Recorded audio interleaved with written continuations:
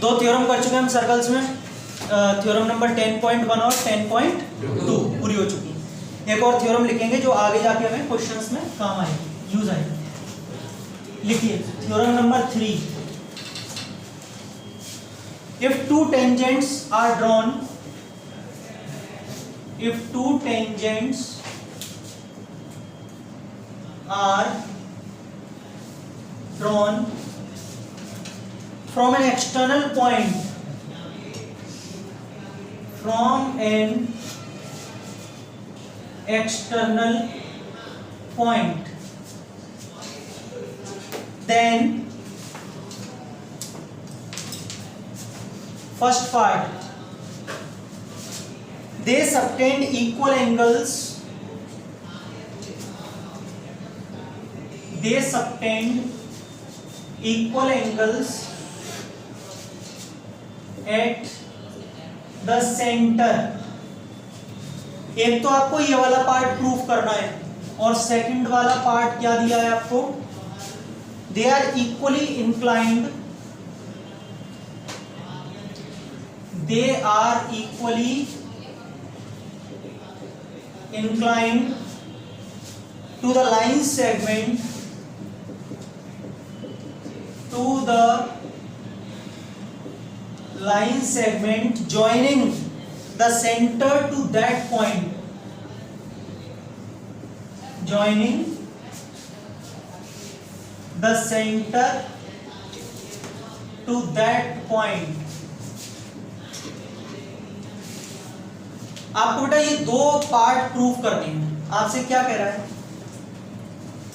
Statement ऊपर दिया है, if two tangents are drawn from an external point then, तो इतना समझ के आपको फिगर तो क्लियर हो गया होगा। आप सबसे पहले बच्चों क्या बनाएंगे, यहाँ पर एक सर्कल, ये इसका सेंटर हो। आपसे कह रहा है कि दो टेंजेंट्स एक एक्सटर्नल पॉइंट से बनाए, तो यहाँ पे आरुष हम कहीं एक्सटर्नल पॉइंट ले लेते हैं, और यहां से हमने क्या बना लिए, इस पे दो टेंजेंट, ठीक है।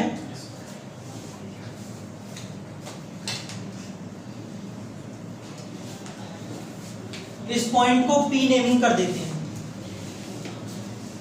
ये हो गया A पॉइंट ऑफ कांटेक्ट, और ये हो गया B, ये भी पॉइंट ऑफ कांटेक्ट। अभी मुझे आपको एक लेंथ ऑफ टेंजेंट और बतानी है, मैंने शायद पहले बताई या नहीं, भूल गया मैं, कुछ बच्चों को पता नहीं हो शायद। लेंथ ऑफ टेंजेंट क्या होती है बेटा, ये आपको टेंजेंट दिख रही है पूरी, तो मैं कहां से कहां तक लूंगा, मान लो मैंने यहाँ पे एक नाम दे दिया C सपोज, तो हाँ लेंथ ऑफ टेंजेंट PB होगी, BC होगी, या P से लेके C पूरी होगी, कहां तक होगी, या और मैं आगे ले जाऊंगा तो वहां तक होगी PC।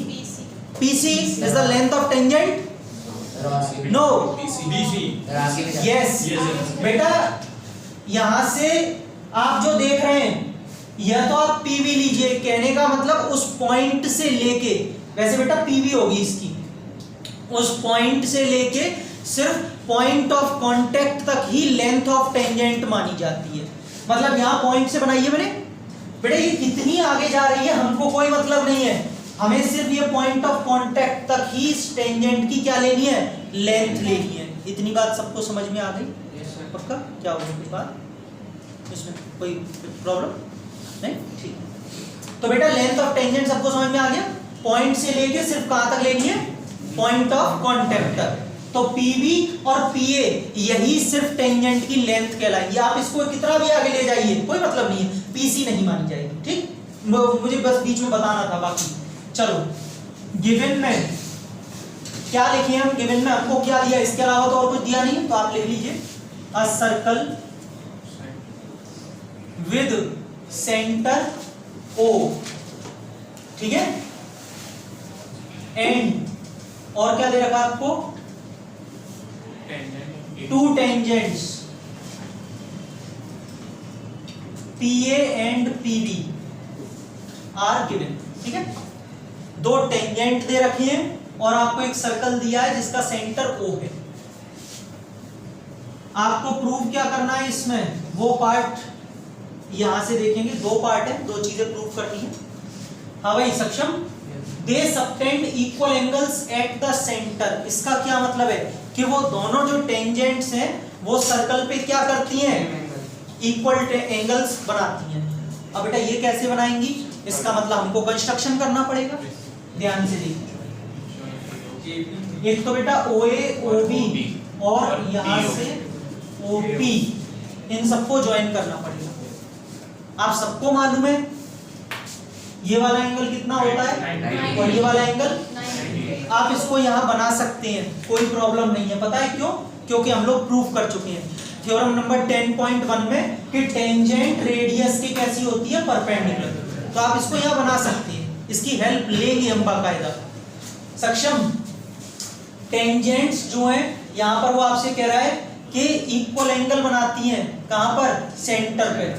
बेटा एक तो आपको ये वाला एंगल इसके इक्वल प्रूफ करना है, got it, angle POA POB के।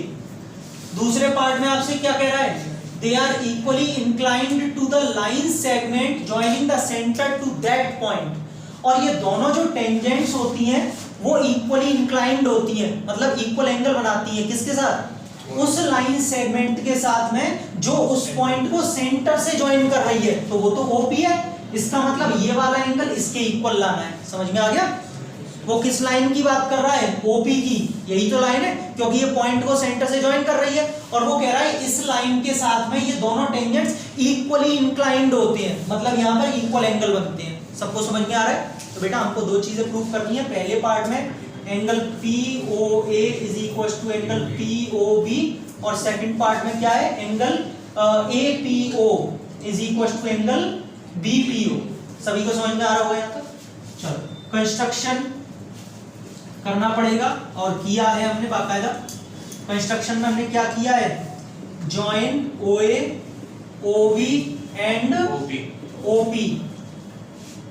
प्रूफ देखते हैं। हाँ भाई, टारगेट सेट कर लेते हैं, बहुत ही आसान है, उसके बाद सभी बच्चे लिख लेना। अनुभव इन दोनों ट्राइंगल्स में लगाएंगे, PAO में और POB में। बेटा OA OB के इक्वल है, radii of the same circle, OP OP के इक्वल है, कॉमन, और एंगल 90-90 है क्योंकि टेंजेंट परपेंडिकुलर टू रेडियस। तो शिफ्टिया राइट एंगल, हाइपोटेन्यूज और साइड, RHS से ये दोनों ट्राइंगल्स कॉन्ग्रुएंट, और अगर कॉन्ग्रुएंट है तो ये एंगल इसके इक्वल होगा CPCT, और ये इसके इक्वल CPCT। रटने की जरूरत तो नहीं है, लिखना स्टार्ट करें। लेकिन ट्राइंगल्स को पहले मेंशन करते हैं किसमें लगा रहे हैं। बच्चों आप ऊपर से लिखेंगे, आप पूरा लिखिए, मैं बोलता रहूंगा, बोल के लिखाता रहूंगा।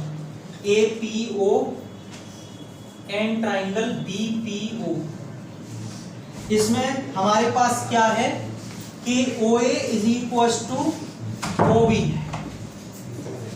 OA is equal to OB। कैसे, रेडियाई ऑफ द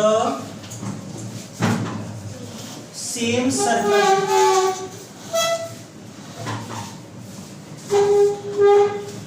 दूसरा OP is equal to PO,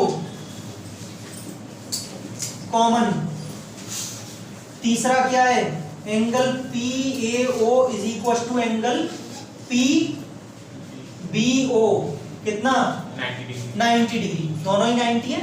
बच्चों इसका आपको रीजन देना पड़ेगा, tangent perpendicular to radius, tangent perpendicular है रेडियस के, इसीलिए।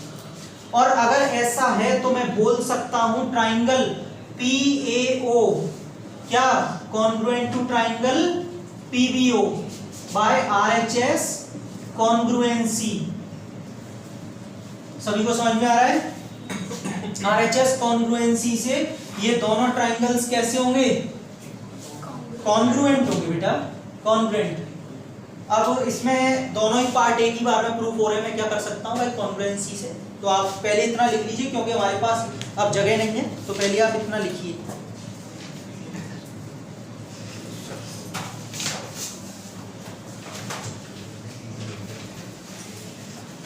हाँ लिखिए इतना, चलिए देखिए ये दोनों ट्राइंगल्स हमने क्या कर लिए, कॉन्ग्रुएंट कर लिए। तो हम यहाँ लिख सकते हैं therefore angle POA is equal to angle, कैसे, और दूसरा एंगल कौन सा लेना था, APO is equal to angle BPO। ये भी बेटा किससे जाएगा, CPCT। और यही हमको इक्वल करने थे, ये दोनों एंगल्स हमने कर दिए, ठीक है, हेंस प्रूव्ड, आप नोट कर लीजिए।